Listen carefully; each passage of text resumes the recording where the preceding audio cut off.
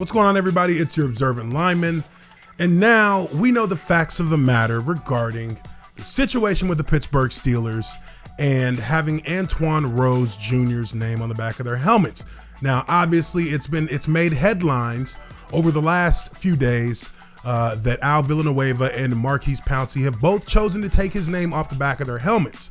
And in our initial understanding of what the Pittsburgh Steelers were doing, it was said that they had taken a vote and the team had decided to place Antwon's name on the back of their helmets. But now we know that actually was not true.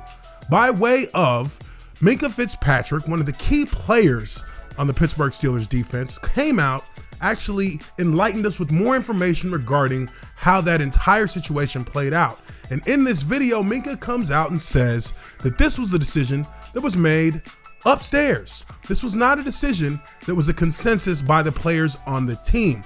That just goes to kind of back up a lot of the justification for why guys like Al Villanueva and Marquise Pouncey have decided to go a different route. And yes, the Steelers tried to do some damage control and say that they respect each and every player's decision on who they want to have on the back of their helmet, but that wasn't the first story they told us. So let's look at this video from Minkah Fitzpatrick, listen to what he has to say about this entire situation out of his own mouth.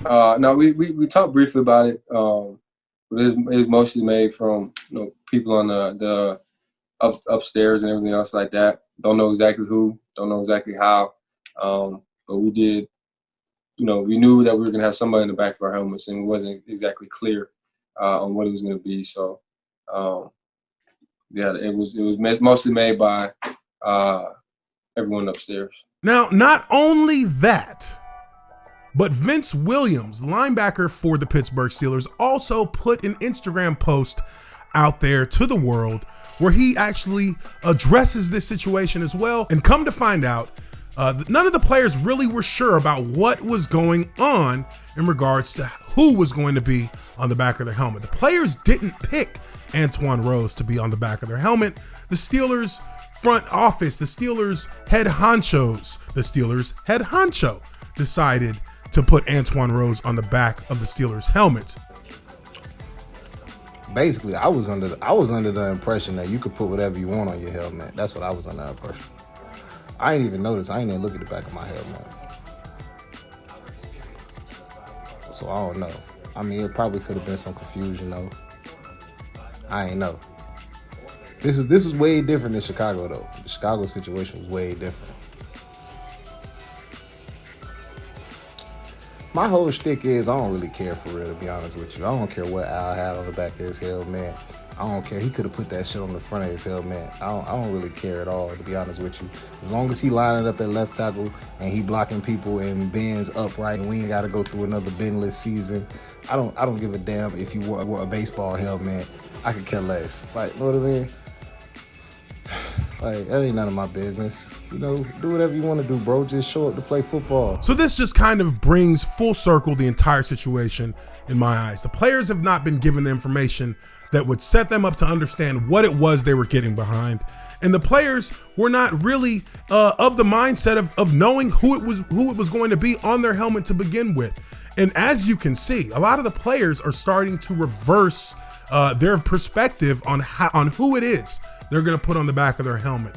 Villanueva, Marquise Pouncey, Vince Williams, and now Minkah Fitzpatrick. These guys have all brought to light the deception that the Pittsburgh Steelers have played on the public with who they were going to put on their helmet. And I think that this just goes to show that, yes, players are cognizant and aware of issues within their communities when it comes to policing, but they're not necessarily in the bandwagon of wanting to virtue signal every single situation that is placed before us in the public, and nor should they.